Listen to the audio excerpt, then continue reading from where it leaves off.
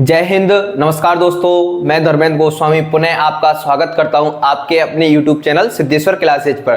तो दोस्तों हम जो है हमारी पहली क्लास आ चुकी है, उसमें हमने मानव तंत्र के जितने भी तंत्र होते हैं, मानव बॉडी के जितने तंत्र होते हैं 9, ठीक है। तो 9 के 9 का अध्ययन जो हमने नाम जान लिया था, और उसमें जो पहला तंत्र था अद्यावर्णी तंत्र, जिसमें हम त्वचा का अध्ययन करते हैं, उसको हमने पढ़ लिया था, ठीक है।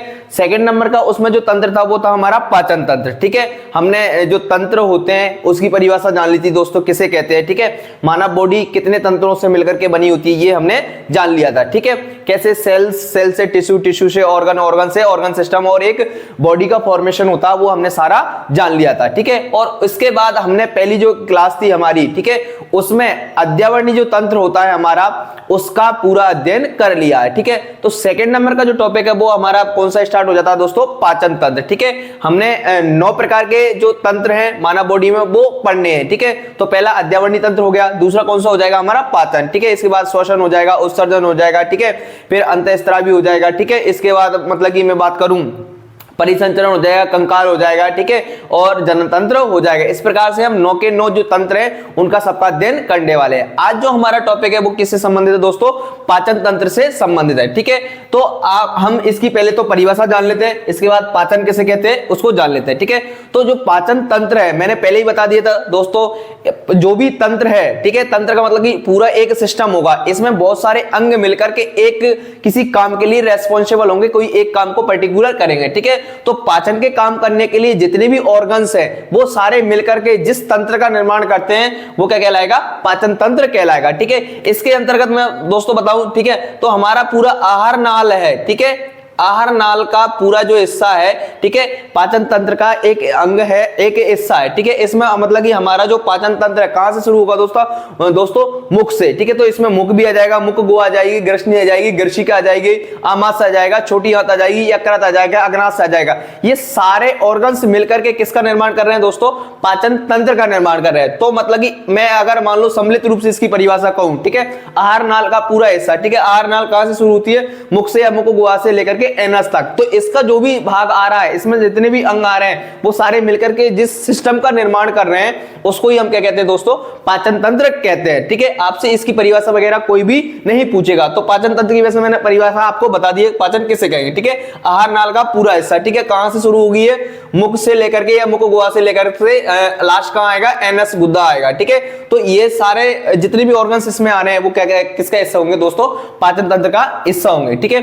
अगला जो है हमारा, अब फिर अभी तो हमने किसको पढ़ा, पाचन तंत्र को, ठीक है। अब हम जान लेते हैं पाचन किसे कहते हैं, डाइजेशन किसे कहते हैं, ठीक है। तो हमने जो भोजन किया है, ठीक है दोस्तों, उस भोजन को पचाने की जो प्रोसेस है, ठीक है, वो क्या कहलाएगा, पाचन कहलाएगा, ठीक है। तो इसकी जो सीधी सीधी परिभाषा है, ठीक है, भोजन के रूप में, ठीक है, आपने खाने के रूप में जो भी भोज्य पदार्थ लिया है, ठीक है, उसको सरल अणु में तोड़ना, ठीक है, क्या कहलाएगा, पाचन कहलाएगा। या फिर मतलब कि भोजन के जो जटिल कणु है, ठीक है, भोजन के जटिल अणु या पदार्थ जो भी है, ठीक है, इसको किस में तोड़ना दोस्तों, सरल अणु में, ठीक है, सरल अणुओं में तोड़ना क्या कहलाएगा, पाचन, ठीक है। मतलब कि भोजन के जो जटिल अणु हैं, जटिल पदार्थ है, उसको सरल पदार्थों में तोड़ना क्या कहलाता, पाचन कहलाता है। या इसके अलावा और मैं आपको परिभाषा बताना चाहूं, ठीक है, इसके अलावा जो जटिल कार्बनिक पदार्थ है, ठीक है, इसके अलावा आप इसकी परिभाषा ये भी दे सकते हो दोस्तों, जो जटिल कार्बनिक पदार्थ है, ठीक है, जटिल कार्बनिक पदार्थ को किस में तोड़ना है, हमें सरल कार्बनिक पदार्थ में तोड़ना है। सरल कार्बनिक पदार्थ में तोड़ने की जो प्रोसेस है वो क्या कहलाएगी, पाचन कहलाएगी, ठीक है। या फिर मतलब कि आप जो भोजन कर रहे हो उसको छोटे छोटे अणुओं में तोड़ना, छोटे छोटे कणों में तोड़ना भी क्या कहलाता है दोस्तों, पाचन कहलाता है, डाइजेशन कहलाता है, ठीक है। तो जटिल अणु को सरल में तोड़ना, या फिर जटिल कार्बनिक पदार्थों को सरल कार्बनिक पदार्थों में तोड़ना, या फिर मतलब आप जो भोजन कर रहे हो उसको छोटे छोटे टुकड़ों में तोड़ना, छोटे छोटे अंशों में तोड़ना, क्या कहलाता है दोस्तों, पाचन कहलाता है, ठीक है। तो इसकी भी परिभाषा कोई खास है नहीं, ठीक है। जो थ्योरेटिकल एग्जाम आते हैं उसमें इंपोर्टेंट हो जाती है, इसके अलावा कुछ भी नहीं है यहां से, ठीक है। अगला जो हमारा टॉपिक है वो है पाचन के पद, स्टेप्स, ठीक है। ये वाला रीट में एक बार प्रश्न पूछा गया है दोस्तों, ठीक है। तो इसको ज्यादा इंपोर्टेंट देना इन दोनों की तुलना में, ठीक है। तो मैं आपको बता देता हूं, ठीक है, पाचन के निम्न 5 पद होते हैं। कितने पद होते हैं दोस्तों, 5 स्टेप्स होते हैं, ठीक है। कितने पदों में संपन्न होता है, पूरे 5 पदों में, ठीक है। पाचन के स्टेप कितने हैं? 5, ठीक है। और जो रीट का एग्जाम आया था उसमें आपको मैं बता दूंगा अभी कैसे प्रश्न आया था, ठीक है। तो देखो सबसे पहले तो हम क्या करेंगे दोस्तों, भोजन को अंतर्ग्रहण करेंगे, मतलब भोजन को पहले तो हम क्या करेंगे, खाएंगे, ठीक है। तो ये प्रोसेस क्या हो जाएगी हमारी पहली, ठीक है। अंतर्ग्रहण का तात्पर्य मतलब कि इंग्लिश में भी लिखा हुआ मैंने, अगर मान लो जिसको इंग्लिश में समझना वो भी समझ सकता है, ठीक है। तो भोजन को पहले मुख गुहा में लेना, ठीक है। कहां लेना? मुख गुहा में लेना, या भोजन को पहले ग्रहण करना, ठीक है, पहला। दूसरा, अब स्टेप कौन सी आएगी? पहले आपने भोजन को लिया, ठीक है। तो लेने के बाद आप क्या करोगे, क्या स्टार्ट हो जाएगा उसका पाचन, ठीक है। तो दूसरे नंबर पर मतलब कि जो भी आपने भोजन किया उसका डाइजेशन करना, उसका पाचन करना, ठीक है। तो मतलब कि भोजन का पचाना सेकंड नंबर की स्टेप हो जाएगी। पाचन का मतलब कि जो भोजन आपने लिया है उसको डाइजेस्ट करना, पचाना, ठीक है। इसके बाद कौन हो जाएगा? अवशोषण, ठीक है। तीसरा नंबर का जो टॉपिक आएगा वो कौन सा आएगा दोस्तों? एब्जॉर्बेशन, जिसे इंग्लिश में बोलते हैं अवशोषण, ठीक है। इसमें क्या होगा दोस्तों, ठीक है, इसमें आपने जो भोजन किया है, ठीक है, आपने जो भोजन किया है उसमें से जो भी फायदेमंद चीजें हैं, ठीक है, उसको क्या करना? एब्जॉर्ब करना, उसको क्या करना? एकत्रित करना, ठीक है। उस भोजन में पाचन के बाद आपको क्या मिलेगा? मतलब कि उसमें जो भी अच्छी चीजें होंगी, जो हमारे बॉडी के लिए फायदेमंद न्यूट्रिशन होंगे, उनको क्या करेंगे? हम एब्जॉर्ब करेंगे, अवशोषित करेंगे, ठीक है। तो पहली स्टेप कौन सी है? अंतर्ग्रहण, मतलब भोजन को लेना। सेकंड कौन सी है? भोजन को पचाना, ठीक है। जो भोजन किया उसको अब डाइजेस्ट करना, ठीक है। डाइजेशन से हमें क्या मिलेगा? उसमें जो भी न्यूट्रिशन है, ठीक है, उनको हम क्या करेंगे? एब्जॉर्ब करेंगे, ठीक है। तो इसमें सेकंड स्टेप में क्या हो जाएगा? अवशोषण करना, ठीक है, स्वांगीकरण, ठीक है। ये इंपॉर्टेंट है। एसाइमिलेशन जिससे बोला जाता है, इसको एब्जॉर्बेशन, इसको डाइजेशन, ठीक है दोस्तों। तो एसाइमिलेशन में क्या करेंगे हम? स्वांगीकरण में क्या करेंगे? जो आपने भोजन लिया है, ठीक है, उसको क्या करना है? अब एटीपी के रूप में ऊर्जा प्राप्त करनी है, ठीक है। तो एटीपी के रूप में, ठीक है, ऊर्जा का निर्माण किसमें होगा? स्वांगीकरण में होगा दोस्तों। आपने जो भोजन किया है, ठीक है, एब्जॉर्बेशन के बाद, ठीक है, तो उसका क्या फाइनली मतलब कि फोर्थ स्टेप में क्या आएगा? एटीपी के रूप में हमें क्या मिलने वाली है? ऊर्जा मिलने वाली है, ठीक है। अब ऊर्जा मिल गई है तो अब इसके बाद जो भी बचा हुआ वो क्या है? अवशिष्ट है, ठीक है। तो अगली जो स्टेप है हमारी बहिक्षेपण, ठीक है। तो बहिक्षेपण के माध्यम से आपने जो भोजन किया है, ठीक है, उस भोजन को अब क्या करना है? त्यागना है, ठीक है। तो मतलब कि जो अवशिष्ट बचा है, ठीक है, अवशिष्ट जो बचा है, अवशिष्ट, तो दोस्तों जो अवशिष्ट है, ठीक है, इसको त्यागना, ठीक है। लास्ट स्टेप कौन सी हो जाएगी हमारी? त्यागना, ठीक है। तो ये स्टेप आपको एक बार पूछी गई कि इसका जो क्रम है वो पूछा गया, क्वेश्चन इस प्रकार से आया था, ठीक है। पाचन के जो पद हैं, स्टेप्स हैं, इनमें से मतलब कि जो सही क्रम कौन सा है? तो सबसे पहले कौन आएगा दोस्तों? अंतर्ग्रहण। फर्स्ट स्टेप में कौन आएगा? अंतर्ग्रहण, ठीक है। इसको अगर मान लो वो अलग अलग सीक्वेंस दे दे, जैसे पहले नंबर पे ये दे दे, दूसरे पे ये दे दे, तीसरे पे ये दे दे, चौथे पे ये दे दे, तो ये वाला जो सीक्वेंस है वो गलत हो जाएगा, ठीक है। इसी प्रकार से मैं आपको बताऊं, ठीक है, कोई दूसरा ऑप्शन में पहला ये दे दे, फिर ये दे दे, फिर ये दे दे, फिर इसको दे दे, तो ये स्टेप भी हमारी क्या हो जाएगी? गलत, ठीक है। तो पाचन के पद में सबसे पहले क्या होगा? अंतर्ग्रहण, मतलब भोजन को हम मुख गुहा के माध्यम से क्या लेंगे? अंदर लेंगे। उसके बाद हम क्या करेंगे? सेकंड स्टेप में दोस्तों हम उसको पचाएंगे, डाइजेशन करेंगे, ठीक है। जो भोजन लिया उसको पाचन स्टार्ट होगा, ठीक है। पाचन के बाद मतलब जो भी उसमें न्यूट्रिशन है, जो भी फायदेमंद चीज है, उसका क्या करेंगे? हम एब्जॉर्बेशन करेंगे। तो थर्ड स्टेप कौन सी रह जाएगी? अवशोषण, ठीक है। अवशोषण के बाद आपने मतलब कि उस भोजन को देखो पचा लिया, पचाने के बाद जो भी उसमें फायदेमंद चीज थी उसको भी ले लिया, तो अब उसका क्या होगा? स्वांगीकरण। स्वांगीकरण में क्या करेंगे दोस्तों? हम एटीपी के रूप में उससे क्या करेंगे? एनर्जी प्राप्त करने वाले हैं, ठीक है। तो ये कौन सी स्टेप हो गई? हमारी फोर्थ स्टेप। और लास्ट स्टेप जो है, ठीक है, आपने मतलब एनर्जी देखो भोजन लिया, ठीक है, लेने के बाद मतलब कि इसको लेना मतलब अंतर्ग्रहण, उसके बाद आपने उसको पचाया, पचाने के बाद आपने क्या किया? उसका अवशोषण किया, मतलब कि जो भोजन में से फायदेमंद चीजें थी वो आपने ली। इसके बाद आपने क्या किया? स्वांगीकरण, ठीक है, मतलब कि उससे जो अच्छी चीजें ली उससे अब हमें क्या मिलने वाली है? एनर्जी मिलने वाली। तो स्वांगीकरण कर लिया। इसके बाद लास्ट क्या बचा? आपने एनर्जी भी मिल गई, सब हो गया, ठीक है। तो कोई भी चीज 100% शुद्ध नहीं होती है, किसी को भी ले लो, उसमें कुछ ना कुछ तो क्या मिलेगा हमें? कोई ना कोई अवशिष्ट रूप जरूर मिलेगा। तो उसी प्रकार से हमारे भी यही प्रोसेस होगी, ठीक है। तो आपने एनर्जी वगैरह सब ले ली है, तो लास्ट में जो बच गया उसको क्या कहेंगे? हम अवशिष्ट कहेंगे। तो बहिक्षेपण के माध्यम से जो अवशिष्ट है उसको क्या करेंगे? हम त्याग देंगे, ठीक है। तो दोस्तों आगे की जो स्टेप है मैं अगले स्लाइड में लेकर के आता हूं, ठीक है। हम अगली स्लाइड में इसको कंटिन्यू करते हैं, ठीक है। अब हम लिखने वाले अगला जो स्टेप है पाचन के अंग लिखेंगे, ठीक है। पाचन के पद के बाद अंग, ठीक है दोस्तों। तो अगली स्लाइड में इसको कंटिन्यू करते हैं। तो बच्चों हम अभी तक जो पढ़ चुके थे, पाचन तंत्र की परिभाषा पढ़ ली थी, पाचन की पढ़ ली थी, पाचन के जो पद थे वो हमने पढ़ लिया था, ठीक है। उसके स्टेप वगैरह सारे जान लेते हो। अगला जो हमारा अब जो पॉइंट आता है वो है पाचन के अंग, ठीक है। मतलब कि जो पूरा पाचन सिस्टम है इसको कितने भागों में हम डिवाइड कर सकते हैं, ठीक है। ताकि अब इसको पढ़ने में हमें और आसानी हो सके, ठीक है। तो इसको स्टेप बाय स्टेप मतलब कि इनके जो अलग अलग भागों में बांट करके, ठीक है, हम इसको किस में बांटा गया, पाचन के 2 अंगों में बांटा गया, ठीक है। पाचन के अंगों के रूप में एक तो हमने लिया है आहार नाल, ठीक है। पहला क्या लिया हमने, आहार नाल, ठीक है, आहार नाल, ठीक है। मैं इसको दूसरे पेन से लिख देता हूं, ठीक है। आहार नाल, पहला पॉइंट कौन सा है हमारा, आहार नाल। और आहार नाल के अंतर्गत, ठीक है, आहार नाल के अंतर्गत ये 7 भाग हम पढ़ने वाले, ठीक है। दूसरी तरफ जो है हम कौन सा भाग लेने वाले हैं, पाचक ग्रंथियों वाला, ठीक है। सेकंड तरफ जो है हमारा कौन है, पाचक ग्रंथियां, ठीक है, पाचक ग्लैंड्स जो है वो है, ठीक है, सेकंड तरफ। तो पाचन के जो अंग हैं हमने इसको कितने भागों में बांटा दोस्तों, 2 भागों में बांटा, ठीक है। कितना, कौन कौन सा, एक तो आहार नाल है और एक क्या है, पाचक ग्रंथि है, ठीक है। और जो आहार नाल, कभी कभी यही सिंपल से प्रश्न आ जाते हैं दोस्तों, ठीक है। इसकी लंबाई पूछ ले तो 7 से 8 मीटर, ठीक है। आहार नाल की लंबाई कितनी होती है, 7 से 8 मीटर, ठीक है।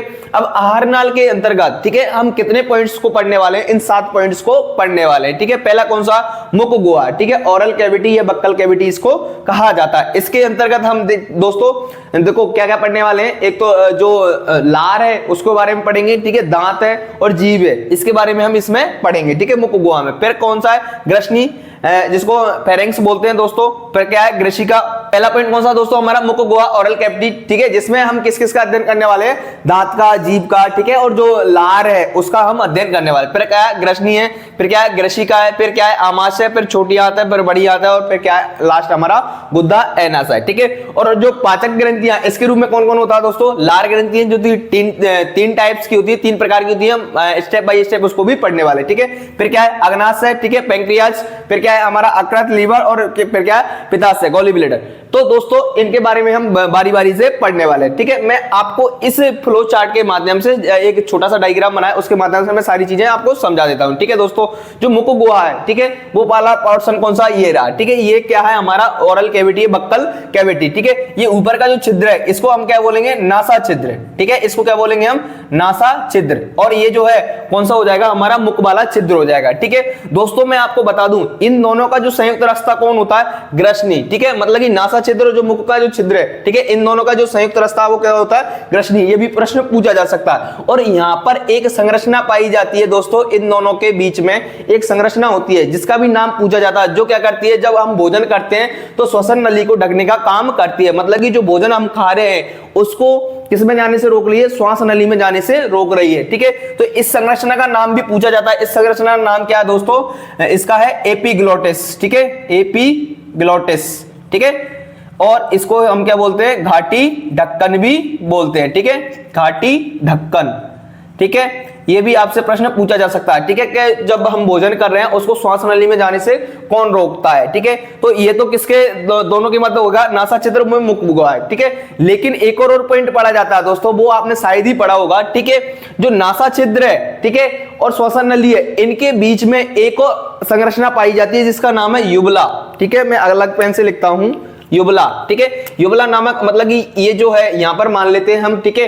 तो नासा छिद्र में कोई भी भोजन ईटीसी को जाने से कौन रोकता है, युबला नामक संरचना, ठीक है। इसका नाम क्या है दोस्तों, युबला। ये भी प्रश्न पूछा जाता है, ठीक है, युबला क्या है, ठीक है। इसके बारे में तो लगभग सभी को पता होता है, एपिग्लोटिस, घाटी ढक्कन। लेकिन युबला के बारे में शायद ही किसी को पता हो, क्योंकि इसको मोस्टली पढ़ा नहीं जाता, पढ़ाते नहीं है, ठीक है, युबला, ठीक है। तो ये यहां पाई जाती है, ठीक है। आगे हम बात करें, अब देखो मुख गुहा में, ठीक है, नासा छिद्र, मुख जो हमारा मुख का छिद्र है वो हमने पढ़ लिया, ये ओरल कैविटी कहलाएगा, ठीक है। इसके अंतर्गत दांत है, जीभ है, इन सब का हम अध्ययन बारी बारी से करेंगे। इसके बाद में बताऊं जो ग्रसनी है, ठीक है, ग्रसनी जो है इन दोनों का संयुक्त स्थान है, ठीक है, मुख छिद्र का, ठीक है, मुख का बोलूं या मुख छिद्र बोलूं इसको, ठीक है, मुख छिद्र, इन दोनों का संयुक्त स्थान मतलब कि संयुक्त रास्ता कौन होती है दोस्तों, ये होती है हमारी ग्रसनी, ठीक है। आपसे अगर पूछ रहे तो ये ग्रसनी, ठीक है, यहां से यहां तक जो है ग्रसनी है, ठीक है। फिर ग्रसनी के बाद क्या स्टार्ट हो जाती है दोस्तों, ये लंबी सी ग्रशिका, ठीक है। इसका नाम क्या है, ग्रशिका, ठीक है। मैं आपको नामांकन करके इसका बता देता हूं, ठीक है। इन दोनों का संयुक्त रास्ता कौन थी, मैं इसको अलग पेन से लिखता हूं दोस्तों, ठीक है। ये जो है यहां से यहां तक हम मान लेते हैं ये संयुक्त रास्ता जो है, ठीक है, इसको हम क्या मान लेते हैं, ग्रसनी मान लेते हैं, ठीक है। और ग्रसनी के बाद ग्रसनी कहां जाकर खुलती है, ग्रशिका में जाकर के खुलती है। जो भोजन आ रहा है ग्रसनी से कहां पहुंचेगा, ग्रशिका में, ठीक है। ग्रशिका से भोजन कहां पहुंचता है दोस्तों, आमाशय में। जे आकार की एक संरचना होती है जिसको क्या बोलते हैं हम दोस्तों, आमाशय, ठीक है। आमाशय का भी हम डायग्राम पढ़ने वाले हैं। भोजन सबसे ज्यादा कहां ठहरता है दोस्तों, आमाशय में ठहरता है, ठीक है। 3 से 4 घंटे लगभग भोजन इसमें ठहरता है, ठीक है। आमाशय में हम अब आगे जब आमाशय का डिटेल से अध्ययन करेंगे तब मैं और इसके बारे में इंपोर्टेंट फैक्ट बताने वाला हूं, ठीक है। ये जो है दोस्तों इसके जस्ट सामने कौन होता है, यकृत, ठीक है, यकृत, ठीक है। और इसके अंतर्गत कौन आता है दोस्तों, पित्ताशय, यकृत के अंतर्गत ही, ठीक है। इसके अंतर्गत कौन होता है, पित्ताशय, ठीक है, जिससे पित्त रस स्त्रावित होता है, ठीक है। आमाशय में कौन से, HCl और जठर रस ETC स्त्रावित होते हैं, ठीक है। एक पत्तीनुमा संरचना होती है जिसका नाम क्या है दोस्तों, अग्नाशय। इसका नाम क्या है, अग्नाशय। मैं आपको और भी इंपोर्टेंट फैक्ट बता दूं दोस्तों, अगर आपसे प्रश्न आए कि हमारे शरीर की मिश्रित ग्रंथि कौन सी है, ठीक है, तो अग्नाशय जो है हमारे शरीर क्या है, मिश्रित ग्लैंड से मिश्रित ग्रंथि है, ठीक है दोस्तों। अगर मान लो आपसे प्रश्न पूछे हमारे शरीर की मिश्रित ग्लैंड्स कौन सी है, तो अग्नाशय होती है, ठीक है। आपसे पूछ ले हमारे शरीर की सबसे बड़ी ग्रंथि कौन सी है, तो वो कौन है, यकृत, ठीक है। सबसे बड़ी ग्रंथि पूछे तो कौन है दोस्तों, सबसे बड़ी ग्लैंड्स पूछे तब हमें सबसे बड़ी ग्रंथि पूछे तब हमें आंसर क्या देना, यकृत। और अगर मान लो हमारे शरीर की मिश्रित ग्लैंड्स पूछे तब हमें आंसर क्या देना, अग्नाशय पत्तीनुमा संरचना होती है जिससे अग्नाशयी रस स्त्रावित होता है, ठीक है। अब मैं आगे बात करूं, ठीक है, हम आमाशय तक आ गए। इसके बाद, ठीक है, भोजन कहां पहुंचता है दोस्तों, छोटी आंत्र में पहुंचता है। इसके बाद मतलब आमाशय के बाद भोजन कहां जाएगा, छोटी आंत्र में, ठीक है। मैं आपको नामांकन के माध्यम से बता देता हूं, ठीक है। जो देखो इस प्रकार से मैं आपको बताऊं, ये तो क्या हो जाती है, बड़ी आंत्र, ठीक है। तो बड़ी आंत्र जो है, ठीक है, व्यास में बड़ी होती है इसलिए उसका नाम क्या है, बड़ी आंत, ठीक है। और जो अगर मान लो मैं आकार में बात करूं, लंबाई में बात करूं, तो बड़ी आंत छोटी होती है और छोटी आंत जो है लंबाई में बड़ी होती है, ठीक है। तो एक का नाम हम यहां दे देते हैं दोस्तों, छोटी आंत्र, इसको दे देते हैं छोटी आंत्र, ठीक है। छोटी आंत्र में भोजन का सबसे ज्यादा पाचन होता है। छोटी आंत्र भी 3 भागों में बटी रहती है। हम डिटेल से जब इसका अध्ययन करेंगे तब इसको भी हम पढ़ने वाले हैं, ठीक है। इसके बाद भोजन का जो मोस्टली पाचन कहां हो चुका है दोस्तों, छोटी आंत्र में, ठीक है। इसके बाद भोजन कहां जाएगा दोस्तों, बड़ी आंत्र में, ठीक है। इसके बाद भोजन कहां जाएगा हमारा, बड़ी आंत्र में, ठीक है। बड़ी आंत्र में जो है भोजन का पाचन का काम नहीं होता, सिर्फ जो जल ETC बच गया है उसका अवशोषण करने का काम कौन करती है, बड़ी आंत, ठीक है। बड़ी आंत के बाद भोजन कहां चल जाता है दोस्तों, मलाशय में, ठीक है। यहां इसको मान लेते हैं मैं मलाशय, ठीक है। कहां पहुंच गया भोजन, मतलब कि जो अपचित भोजन है, ठीक है। अब उसको भोजन नहीं बोल करके अपचित भोजन बोलेंगे, अपशिष्ट बोलेंगे, मल बोलेंगे, ठीक है। तो वो कहां पहुंच जाएगा, मलाशय में, ठीक है। और मलाशय के बाद पहुंचने के बाद, ठीक है, फिर आपको पता है समय समय पर जाते ही हम लोटा लेकर के, ठीक है। तो समय समय पर, ठीक है, जो अपशिष्ट भोजन बचा, जो मल बचा, उसको हम किसके माध्यम से, गुदा या एनस के माध्यम से समय पर त्यागते रहते हैं। तो इस प्रकार से हमने पाचन के जो सारे अंग थे उसके बारे में जाना, ठीक है दोस्तों। एक बार दोहरा देता हूं, ठीक है।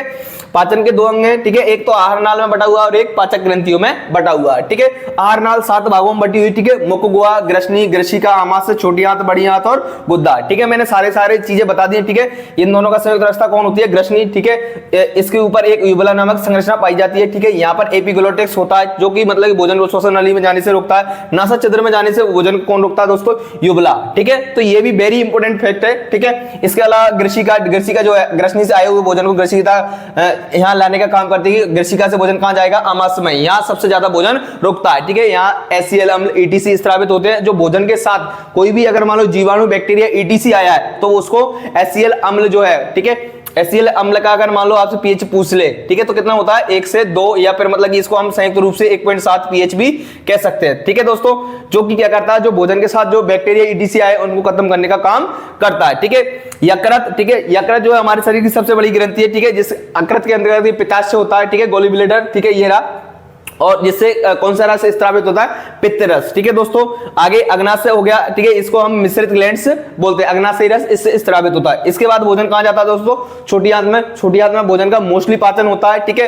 तो ये हम छोटी आंत जब डिटेल से पढ़ेंगे तब पढ़ेंगे, आमाशय को भी डिटेल से पढ़ेंगे आगे, ठीक है। फिर छोटी आंत के बाद भोजन कहां जाता है दोस्तों, बड़ी आंत में। बड़ी आंत के बाद भोजन कहां जाता है, मलाशय में, ठीक है। मलाशय से समय समय पर हम लोटा लेकर के चले जाते हैं। इस प्रकार से हमने पाचन के जो अंग थे इसको भी डिटेल से पढ़ लिया दोस्तों। अब अगला जो पोर्शन आएगा, अगला जो पार्ट आएगा हमारा, ठीक है, तो इसमें हम मुख बुआ थोड़ा सा पढ़ना है इसके बारे में, ठीक है। इसमें हम दांत के बारे में ज्यादा पढ़ेंगे, दांत के बारे में, ठीक है। जो दांत टीथ होते हैं उनके बारे में हम पढ़ने वाले हैं, दांत कितने प्रकार के होते हैं, वहां से भी प्रश्न आता है दोस्तों। फिर ग्रशी का, ये तो छोटे छोटे से टॉपिक है, ठीक है, एक एक लाइन लिखेंगे इनके लिए। फिर आमाशय के बारे में थोड़ा डिटेल से पढ़ेंगे, डायग्राम बना करके, और छोटी आंत के बारे में डिटेल से पढ़ेंगे, बड़ी आंत के लिए कोई भी खास है नहीं, ठीक है, और इनके बारे में थोड़ा थोड़ा सा जान लेंगे दोस्तों। तो मैं आपको बता दूं दोस्तों, ये जो वीडियो है, ठीक है, बहुत सारे कंपटीशन एग्जाम में काम आने वाली वीडियो है, ठीक है। आपके लिए जितने भी रेलवे का है, ठीक है, एसएससी जीडी ईटीसी जो एग्जाम होते हैं, जहां जहां जनरल साइंस आती है वहां ये काम का है, ठीक है। पीटीटी वाले बच्चों के लिए, रीट वाले बच्चों के लिए ये सारी क्लास जो है इंपॉर्टेंट है दोस्तों। अगली जो वीडियो मैं नेक्स्ट जल्दी लेकर के आऊंगा, ठीक है, जिसमें इसको हम कंप्लीट करने वाले हैं दोस्तों। तो अगर मैं आपसे पुनः यही रिक्वेस्ट करूंगा दोस्तों, हमारी जो मेहनत है आपको पसंद आ रही है तो आपके अपने चैनल को ज्यादा से ज्यादा लोगों के साथ शेयर करें, बताएं कि मतलब कि एक अच्छा कंटेंट हमें मिल रहा है दोस्तों, तो आप हमसे जुड़े और चैनल को सब्सक्राइब करें। जय हिंद, जय भारत।